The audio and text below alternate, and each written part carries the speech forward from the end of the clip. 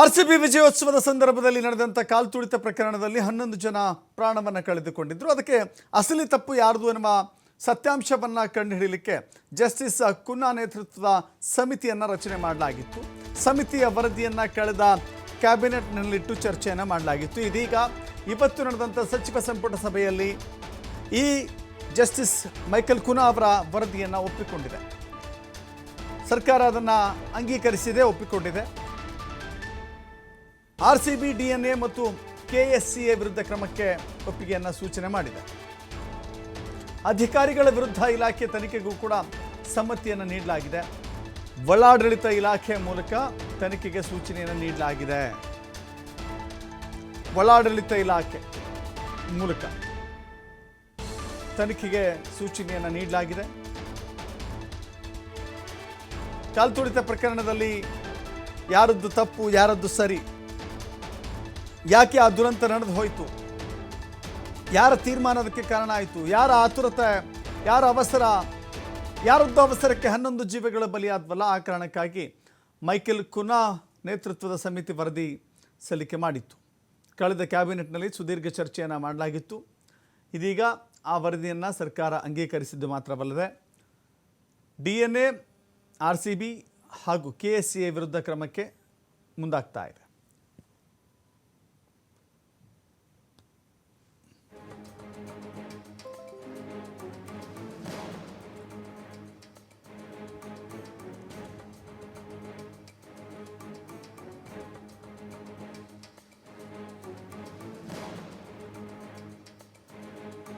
ಇದು ಆರ್ಸಿಬಿ ತಂಡದ ವಿಜಯೋತ್ಸವದ ಸಂದರ್ಭದಲ್ಲಿ ಮೊದಲು ವಿಧಾನಸೌಧದ ಮುಂಭಾಗದಲ್ಲಿ ನಡೆದಿರುವಂಥ ಕಾರ್ಯಕ್ರಮ. ಅಲ್ಲಿ ಯಾವುದೇ ರೀತಿಯ ಗಲಭೆಗಳು, ಗಲಾಟೆ, ಕಾಲ್ತುಳಿತ, ಗದ್ದಲ ಆಗಲಿಲ್ಲ. ಲಕ್ಷಾಂತರ ಜನ ಸೇರಿದ್ದರು. ಆ ಬಳಿಕ ಚಿನ್ನಸ್ವಾಮಿ ಸ್ಟೇಡಿಯಂನಲ್ಲಿ ಜನರನ್ನು ನಿಭಾಯಿಸುವಲ್ಲಿ ಬಹಳ ತೊಂದರೆ ಅನುಭವಿಸಬೇಕಾಯಿತು. ಕೆಲವು ಪೊಲೀಸ್ ಸಿಬ್ಬಂದಿಗಳು ಮಾತ್ರ ಕರ್ತವ್ಯ ನಿಯೋಜನೆಯಲ್ಲಿದ್ದರು. ಆರ್ಸಿಬಿ ಆತುರವಾಗಿ ಅಲ್ಲಿ ಕಾರ್ಯಕ್ರಮ ಆಯೋಜನೆ ಮಾಡಿದ್ದು ತಪ್ಪು. ಡಿಎನ್ಎ ಅದನ್ನು ಒಪ್ಪಿಕೊಂಡಿದ್ದು ತಪ್ಪು. ಮತ್ತು ಕೆಎಸ್ಸಿಎ ಕೂಡ ಅಗತ್ಯ ಕ್ರಮಗಳನ್ನು, ಅಗತ್ಯ ಮುನ್ಸೂಚನೆಗಳನ್ನು, ಮುನ್ನೆಚ್ಚರಿಕೆ ಕ್ರಮಗಳನ್ನು ತೆಗೆದುಕೊಳ್ಳಬೇಕಾಗಿತ್ತು. ಹೀಗಾಗಿ ಅವರ ನಿರ್ಲಕ್ಷ್ಯವೇ 11 ಜನರ ದುರಂತ ಸಾವಿಗೆ ಕಾರಣವಾಗಿದೆ ಅನ್ನೋದನ್ನು ಮೈಕೆಲ್ ಕುನ್ನಾ ವರದಿ ಹೇಳಿದೆ. ಅದನ್ನು ಸರ್ಕಾರ ಇವತ್ತು ಒಪ್ಪಿಕೊಂಡಿದೆ. The Commission finds it necessary to recommend appropriate legal action as per law against Royal Challengers Sports Private Limited, RCSPL, RCB, DNA Entertainment Networks Private Limited, and the Karnataka State Cricket Association, and in particular Sri Raghuram Bhatt, President of KSCA, Sri A. Shankar, ex-Secretary KSCA, Sri Jairam ES, ex-Treasurer KSCA, Rajesh Menon, Vice President RCPL, Dr. Venkat Vardhan, MD DNA Entertainment Networks, Sunil Mathur, and these are the people.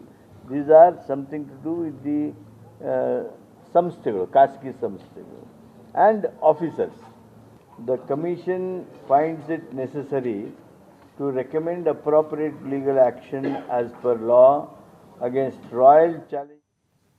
ಮತ್ತಷ್ಟು ಮಾಹಿತಿ ನಮ್ಮ ಪ್ರತಿನಿಧಿ ರಾಕೇಶ್ ನೀಡ್ತಾರೆ. ರಾಕೇಶ್, ಕೊನೆಗೂ ಕೂಡ ಈ ವರದಿಯನ್ನು ಒಪ್ಪಿಕೊಳ್ಳಲಾಗಿದೆ, ತನಿಖೆಯನ್ನು ಮಾಡ್ತೀವಿ ಅಂತ ಹೇಳಲಾಗ್ತಾ ಇದೆ. ತನಿಖೆ ಯಾವ ಸ್ವರೂಪದ್ದಾಗಿರುತ್ತೆ, ಜೊತೆಗೆ ಯಾವೆಲ್ಲ ಅಧಿಕಾರಿಗಳಿಗೆ ಇದು ಸಂಕಷ್ಟವನ್ನು ತಂದೊಡ್ಡುತ್ತೆ ಅಂತ?